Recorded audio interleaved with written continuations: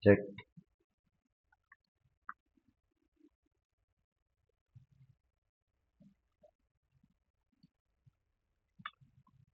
Oke, bismillahirrahmanirrahim. Assalamualaikum warahmatullahi wabarakatuh. Perkenalkan, nama saya Lauda Rahmat Fajar, NIM 236500899 dari kelas C. Pada video ini saya akan mereview materi pada pertemuan ketiga, yaitu cyber, yaitu latar belakang dan landasan Undang-Undang ITE. Kita langsung saja. Kita ke capaian pembelajaran dari untuk untuk capaian pembelajaran pada materi pembelajaran ini, yaitu yang pertama kita harus memahami pengertian hukum cyber, kemudian mengetahui latar belakang lahirnya Undang-Undang ITE, ketiga memahami ruang lingkup hukum cyber, dan mengetahui perkembangan regulasi dan kelembagaan cyber di Indonesia.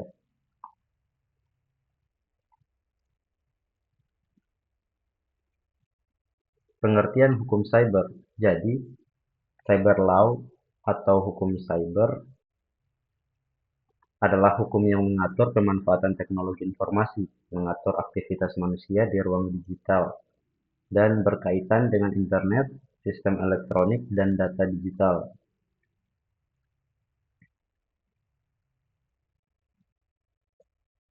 Untuk ruang lingkup hukum cyber yaitu yang pertama ada transaksi elektronik dan e-commerce, kemudian kejahatan cyber atau cybercrime, ketiga perlindungan data privasi, keempat hak kekayaan intelektual digital, dan yang kelima pembuktian elektronik. Dalam ruang lingkup hukum cyber, ia memang sangat luas. Ia tidak hanya mengatur kejahatan cyber, tetapi juga mencakup transaksi elektronik, perlindungan data pribadi, hak kekayaan intelektual di dunia digital, hingga pembuktian elektronik dalam proses hukum. Latar belakang lahirnya Undang-Undang ITE. Jadi, latar belakang lahirnya Undang-Undang ITE yaitu ini eh, pesatnya perkembangan teknologi informasi membawa dampak positif sekaligus negatif. Sebelumnya, sebelum adanya Undang-Undang ITE, banyak aktivitas digital yang belum memiliki kepastian hukum. Oleh karena itu, pemerintah merasa perlu membentuk regulasi hukum atau regulasi khusus untuk mengatur aktivitas di dunia cyber. Sejarah perkembangan regulasi yaitu jadi Undang-Undang ITE itu pertama kali disahkan pada tahun 2008 melalui Undang-Undang Nomor 11 tahun 2008. Kemudian direvisi pada tahun 2016 melalui Undang-Undang Nomor 19 tahun 2016 untuk memperbaiki beberapa pasal yang menimbulkan multitafsir seperti itu. Nah, yang pertama pra-regulasi, periode sebelum adanya regulasi khusus tentang cyber di Indonesia. Undang-Undang ITE nomor 11 tahun 2008 nomor pertama mengatur informasi dan transaksi elektronik, penyempurnaan dan penyesuaian terhadap perkembangan teknologi dan kebutuhan hukum, pengembangan peraturan turunan dan kebijakan pelengkap. Kemudian perkembangan kelembagaan. Ini ada BSSN, Badan Cyber dan Sandi Negara, Kepolisian Cyber, Baris Krim Polri, kemudian ID Cert, Lembaga Pendukung Keamanan Cyber.